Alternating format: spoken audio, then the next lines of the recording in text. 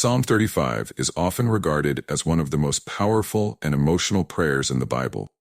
It is a heartfelt cry for justice, protection, and divine intervention, a plea to God for help in the face of relentless enemies.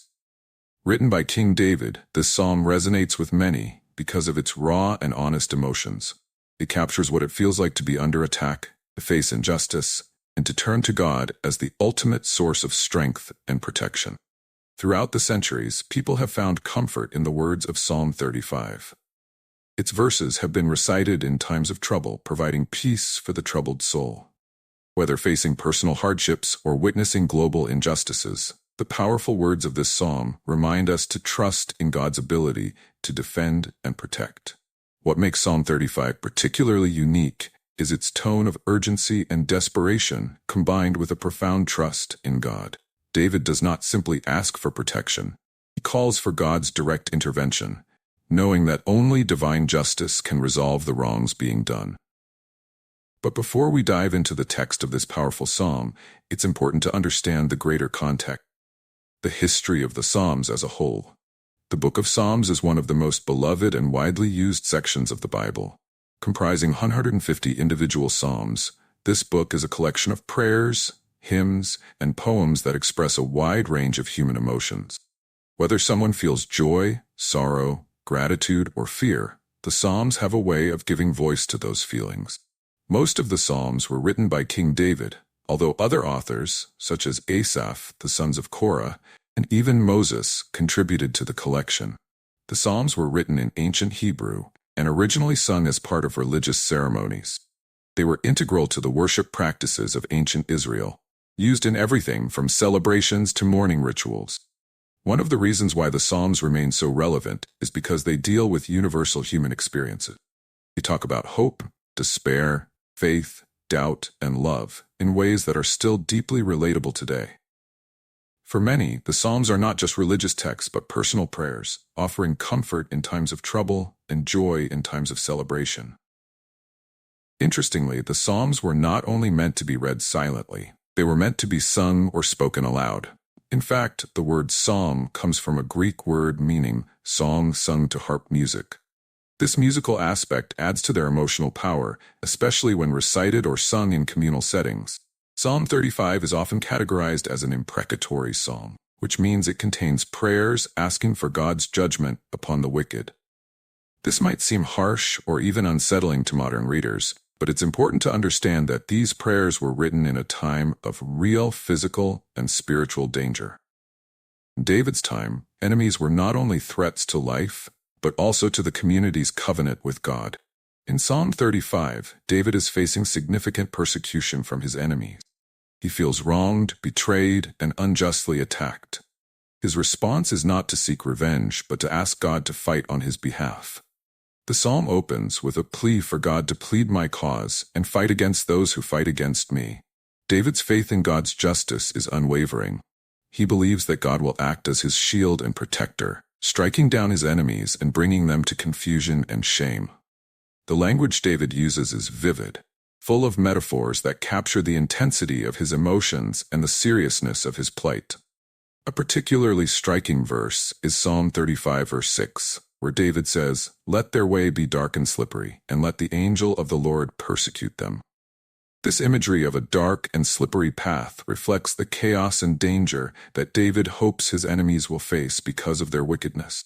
The King James Version, KJV of the Bible, first published in 1611, is known for its majestic and poetic language.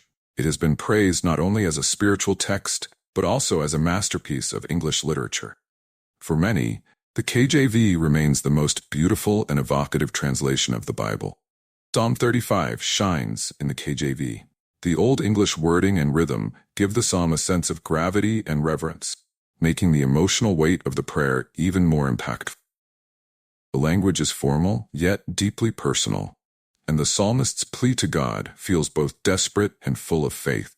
Here's an interesting fact. When the King James Bible was first translated, translators aimed not only to be as accurate as possible, but also to create a version of the Bible that would sound beautiful when read aloud in church. This is why the KJV has such a musical quality to it. Every word and phrase was carefully chosen to be both accurate to the original Hebrew, pleasing to the ear. Now let's look at the full text of Psalm 35 in the King James Version, which beautifully captures David's plea for help and justice. Psalm 35 is not just a cry for justice, it is also a deeply personal prayer that reflects the human desire for fairness and protection. David is vulnerable in this prayer, laying bare his fears and frustrations before God. At the same time, he expresses an unwavering trust in God's ability to deliver him. This psalm offers a beautiful balance between raw emotion and deep faith. David does not shy away from expressing his anger and pain, but he always returns to his belief that God is just and will not let evil triumph. Interestingly, Psalm 35 also serves as a reminder that we should leave justice in God's hands. While it's natural to want revenge when we are wronged, David shows us a different path, one of trust in divine justice rather than personal vengeance. Psalm 35 continues to resonate with people today because it speaks to universal human experiences. Whether you're dealing with personal conflict, facing injustice, or simply feeling overwhelmed by life's challenges, the message of Psalm 35 is clear. God is on your side, and He will fight for you.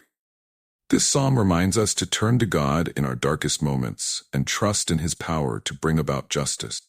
It teaches us that even when life feels chaotic and unfair, we can rely on God's strength and protection.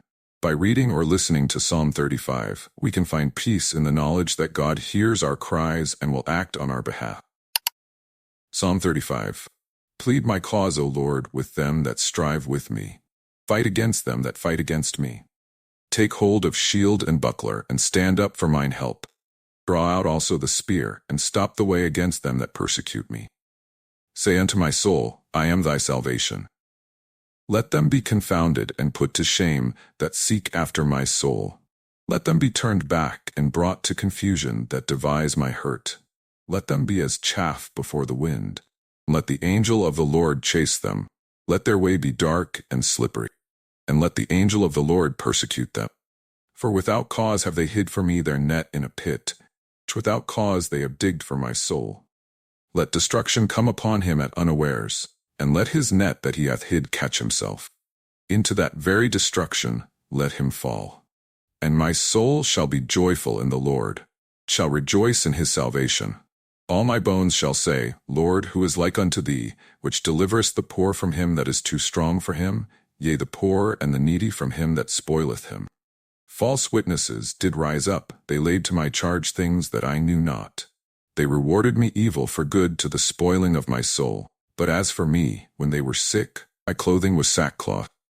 I humbled my soul with fasting, and my prayer returned into mine own bosom. I behaved myself as though he had been my friend or brother. I bowed down heavily, as one that mourneth for his mother. But in mine adversity they rejoiced, and gathered themselves together. Yea, the abjects gathered themselves together against me, and I knew it not. They did tear me, and ceased not. With hypocritical mockers in feasts, they gnashed upon me with their teeth. Lord, how long wilt thou look on? Rescue my soul from their destructions, my darling from the lions. I will give thee thanks in the great congregation. I will praise thee among much people. Let not them that are mine enemies wrongfully rejoice over me, neither let them wink with the eye that hate me without a cause.